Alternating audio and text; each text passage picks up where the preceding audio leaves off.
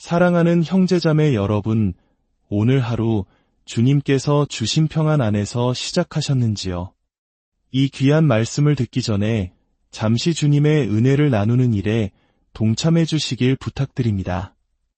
만약 오늘 이 말씀이 여러분의 마음에 울림을 준다면 좋아요를 눌러주시고 이 채널을 구독하여 더 많은 이들에게 희망의 메시지가 닿을 수 있도록 도와주십시오. 여러분의 작은 손길 하나하나가 누군가에게는 큰 위로와 힘이 될 것입니다. 이 선한 사역에 동참하시는 모든 분들의 삶에 하나님의 크신 축복이 함께하기를 기도합니다. 자, 이제 시작하겠습니다.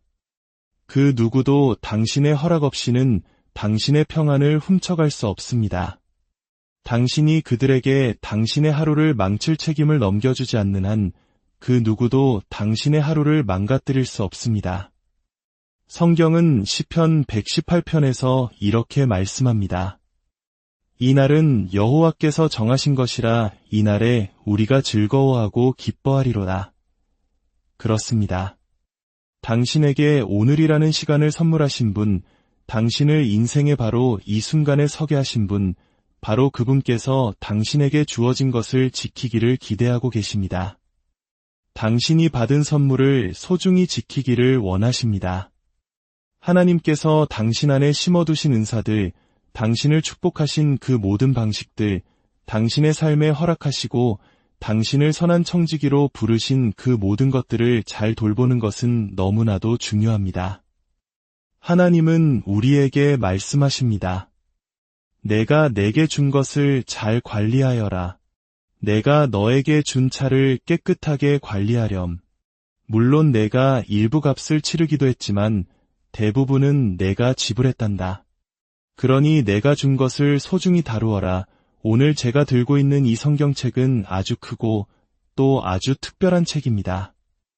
이 성경은 제 장인어른의 것입니다. 20년 동안 이 성경을 보셨지요. 물론 지금도 정정하게 살아계십니다. 제가 마치 고인을 추억하는 것처럼 말했네요. 장인어른께서는 20년간 목회를 하셨는데 설교하셨던 모든 내용들을 이 성경책 여백에 빼곡히 적어두셨습니다. 그래서 저는 장인어른 댁에 갈 때마다 몰래 이 성경을 읽곤 했습니다. 지하 서재에 내려가서 설교 아이디어를 훔치곤 했죠. 페이지를 넘길 때마다 주옥 같은 말씀과 개요들이 가득했습니다. 이 성경은 저에게 너무나 소중합니다. 돈으로는 절대 살 수 없는 것이죠. 몇 년 전 크리스마스에 장인어른께서 이렇게 말씀하시더군요. 내가 죽을 때까지 기다릴 필요 없네. 그냥 지금 자네에게 주겠네. 그래야 자네가 나를 위해 더 오래 살게 해달라고 기도해주지 않겠나. 그리고 이 성경을 제게 선물로 주셨습니다. 만약 오늘 여러분이 성경책을 원하신다면 교회에서 무료로 드릴 수 있습니다. 하지만 이 책은 드릴 수 없습니다. 저에게 주어진 특별한 선물이기 때문입니다. 스마트폰 속 무료 성경 어플과 글자는 똑같지만 저에게는 전혀 다릅니다.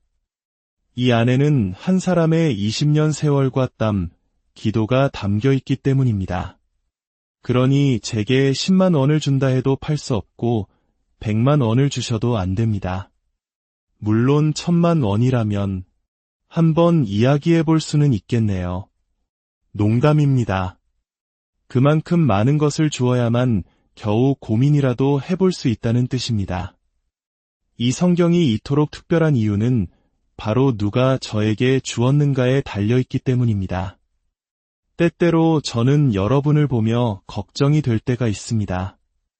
너무나도 소중한 분에게서 받은 것들을 너무 값싸게 내어주는 모습을 볼 때입니다. 우리는 세상의 무의미한 논쟁에 휘말려 자신의 주장을 내세우기 위해 하나님께서 주신 존엄성을 너무 쉽게 버리곤 합니다. 사랑, 희락, 화평과 같은 성령의 열매를 내던지고 암처럼 퍼져나가는 세상의 미움 가득한 문화에 스스로를 동화시키려 합니다. 지옥과 같은 논쟁에 참여하기 위해 당신의 건강한 마음을 기꺼이 내어주시겠습니까? 이것은 정치적인 메시지가 아닙니다. 예수님께서는 교회의 연합을 우리에게 선물로 주셨습니다. 주님의 그 고귀한 보혈이 우리를 하나로 모으기 위해 흘려졌는데 어찌 사소한 일들로 악마가 우리를 갈라놓도록 내버려 둘 수 있겠습니까? 주어진 것은 다릅니다. 그 가치는 세상의 것과 비교할 수 없습니다. 구약 성경의 삼손 이야기는 바로 이 지점에서 우리에게 놀라운 통찰을 줍니다. 삼손은 죄에 빠진 이스라엘 백성을 구원하기 위해 역사의 한 특정 시점에 하나님께서 보내신 흠많고 연약한 인물입니다. 삼손에 대해 한 가지 흥미로운 사실은 그가 태어날 때부터 남달랐다는 점입니다.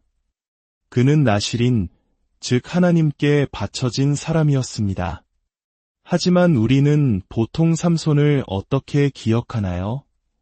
들릴라에게 머리카락이 잘려 힘을 잃은 어리석은 사람 정도로만 기억하곤 합니다. 우리는 늘 그런 식으로 한 사람의 인생 전체를 단 하나의 사건, 즉 그 사람의 가장 빛나는 재능이나 가장 치명적인 결점으로 요약해버리는 경향이 있습니다. 단 한 번의 실수로 그 사람의 평생을 재단해버리거나 반대로 그가 잘하는 것 하나만 보고 그를 신격화하기도 합니다. 하지만 여러분, 이것을 꼭 기억하십시오. 그 누구도 당신을 당신의 재능이나 결점으로 정해내리게 두지 마십시오. 당신은 그 두 가지보다 훨씬 더 위대한 존재입니다. 당신은 중독자라는 꼬리표보다 훨씬 큰 사람이며 피아노 연주자나 기타리스트라는 이름에 갇힐 존재가 아닙니다. 어머니 여러분, 당신은 그저 누구의 엄마가 아닙니다. 자녀들이 당신을 자신들을 위해 무언가를 해주는 존재로만 규정하도록 내버려두지 마십시오. 당신은 그보다 훨씬 더 큰 존재입니다. 부부 여러분, 서로의 배우자가 되기 전에 자녀들의 비서가 되는 일을 멈추십시오. 그러다 보면 결국 결혼 생활은 텅 비게 되고 자녀들은 집을 떠나고 나면 당신을 찾아오지도 않을 것입니다. 다른 사람이 당신을 한 가지 틀 안에 가두도록 허락하지 마십시오. 제가 삼손을 사랑하는 이유는 그가 저에게 희망을 주기 때문입니다. 하나님께서 흠많고 연약한 사람들에게도 이대한 소명을 주신다는 사실을 보여주기 때문입니다. 그는 20년 동안 이스라엘을 블레셋 사람들의 손에서 구해냈지만 정작 그 자신은 구원해야 할 대상이었던 블레셋 여인들과 어울렸습니다. 사실사사기 15장에 이르기까지 삼손의 삶에는 수많은 배경 이야기가 있습니다. 이 모든 문제의 시작은 그가 블레셋 여인을 아내로 맞이하겠다고 고집을 부린 데서 비롯되었습니다. 그의 부모님은 간곡히 말렸지만 그는 기어코 그 여인을 아내로 맞이했습니다. 문제는 그가 하나님께서 싸우라고 주신 대상을 사랑했다는 점입니다. 그는 블레셋 사람들을 좋아했지만 블레셋 사람들은 그가 싸워야 할 적이었습니다. 이제 저는 제 삶 속 욕망의 복잡성을 이해하게 됩니다. 하나님께서 저를 부르셔서 효과적으로 쓰임받게 하실 어떤 영역들은 바로 제가 가장 힘겹게 씨름하는 문제들과 얽혀 있을 것입니다. 이것이 바로 삼손의 경우였습니다. 결국 그 블레셋 아내는 삼손이 잠시 자리를 비운 사이 다른 남자에게 주어졌습니다. 이 사실을 알게 된 삼손은 크게 분노했습니다. 삼손은 매우 충동적이면서도 동시에 매우 창의적인 사람이었습니다. 그는 여우 300마리를 붙잡아 그 꼬리를 서로 묶고 횃불을 달아 불을 붙였습니다. 여러분이 지루하다고 생각해서 잘 읽지 않는 바로 그 성경에 나오는 이야기입니다. 그는 불붙은 꼬리를 한 여우들을 블레셋 사람들의 밭으로 달려가게 하여 그들의 곡식과 밭을 모두 태워버렸습니다. 이에 분노한 블레셋 사람들은 삼손의 전 아내의 집으로 쳐들어가 집에 불을 질렀습니다. 이제 블레셋 사람들은 삼손을 찾기 시작했습니다. 그들은 유다 지파에게 와서 삼손을 내놓으라고 요구했고, 유다 사람들은 자신들이 피해를 입는 것보다 삼손 한 명을 내어주는 편이 낫다고 생각하여 그를 밧줄로 묶어 넘겨주었습니다.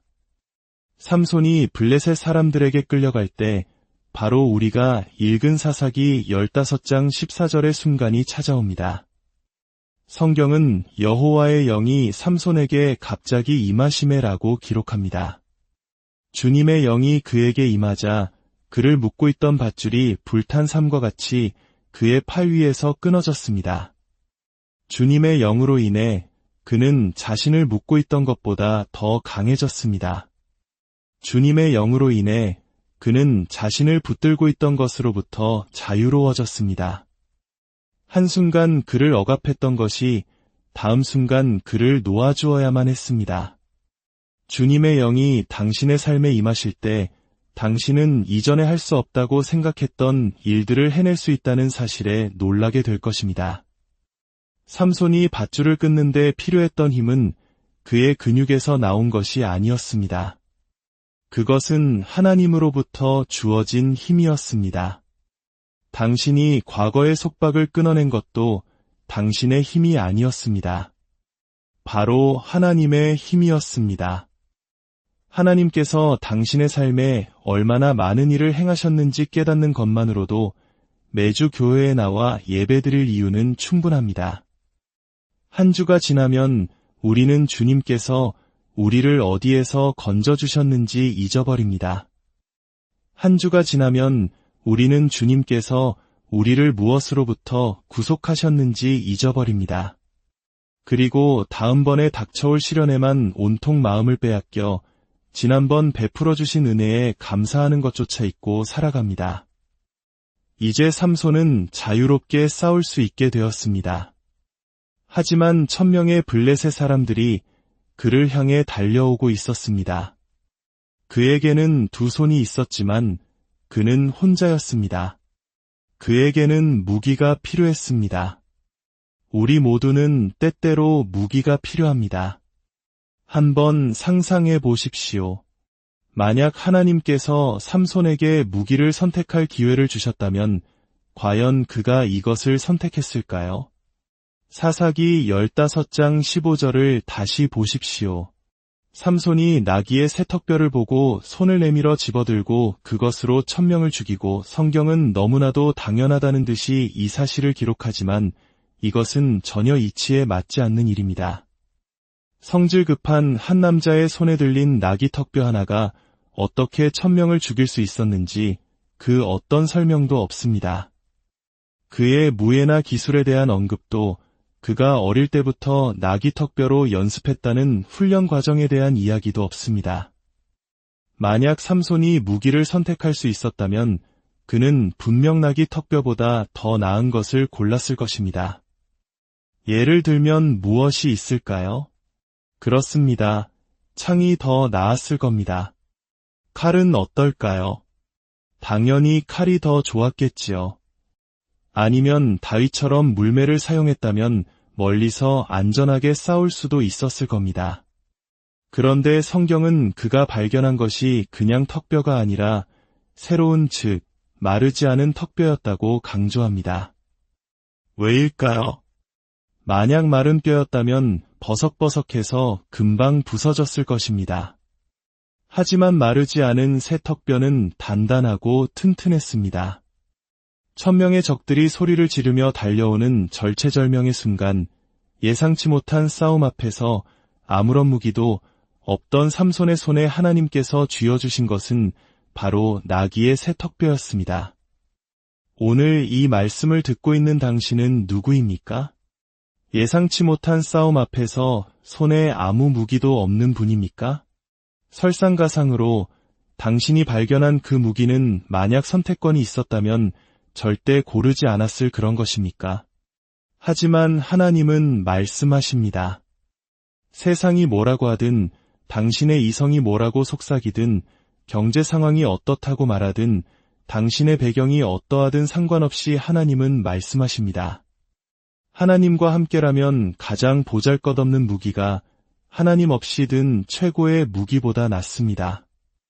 그러니 저라면 반자동 소총 대신 나귀 턱뼈를 택하겠습니다. 하나님께서 나귀와 함께 하신다면 저는 언제나 나귀를 택할 것입니다. 그 턱뼈를 제게 주십시오. 그것은 최고의 무기는 아니지만 지금 쓸 수 있는 신선한 무기입니다. 그것은 최고의 무기는 아니지만 내가 가진 유일한 무기입니다. 과거에 저는 아내에게 늘 이렇게 털어놓곤 했습니다. 여보, 내가 목사로서 자질이 있는지 모르겠어. 내가 과연 좋은 목사인지 충분한 지식과 경험을 갖추었는지 모르겠어. 내가 정말 성도들에게 필요한 그런 목사인지 자신이 없어. 그러면 아내는 늘 이렇게 대답해 주었습니다. 하지만 당신이 우리가 가진 목사님이잖아요. 어떤 무기가 최고일까요? 바로 당신이 가진 무기입니다. 오늘 자녀들을 바라보며 이렇게 말해 주십시오. 애야, 아빠가 너를 키우는 데 있어서 최고의 부모는 아닐지 몰라. 내가 직접 부모를 골랐다면 나를 선택하지 않았을지도 모르지. 하지만 내가 바로 내가 가진 부모란다. 나는 비록 나귀처럼 보잘것없을지라도 나에게는 사명이 있습니다. 그리고 하나님께서 바로 지금 당신의 삶 속에서 이 역할을 하도록 나를 만드셨습니다. 그러니 저는 자신감을 가집니다. 위대한 일을 하기 위해 꼭 대단해 보일 필요는 없기 때문입니다. 인상적이지 않아도 얼마든지 효과적일 수 있습니다. 이것이 바로 나귀 턱뼈가 저에게 가르쳐주는 교훈입니다.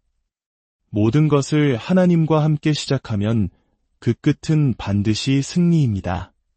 그러나 나 자신과 함께 시작하면 그 끝은 패배일 뿐입니다. 이 원리를 당신의 하루, 당신의 사업, 당신의 관계에 적용해 보십시오. 다시 말씀드립니다.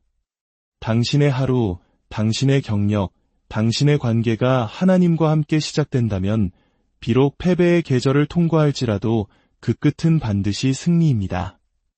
고난의 시간, 피 흘리는 십자가가 있을지라도 결국에는 승리, 즉 빈 무덤으로 끝날 것입니다. 사랑하는 성도 여러분, 오늘 당신의 손에 들린 것이 무엇입니까? 나귀의 턱뼈처럼 보잘것없어 보입니까? 괜찮습니다. 그것이 하나님께서 지금 당신에게 주신 신선한 무기입니다. 그것을 들고 믿음으로 나아가십시오.